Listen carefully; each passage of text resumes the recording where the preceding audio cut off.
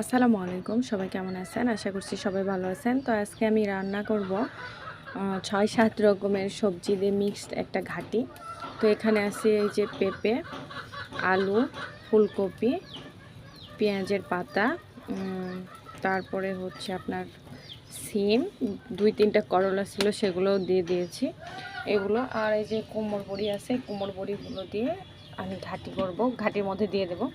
আর এখানে আমি রসুন, আদা কুচি সব কিছুই ভিতরে আছে, আমি নিয়ে নিয়েছি।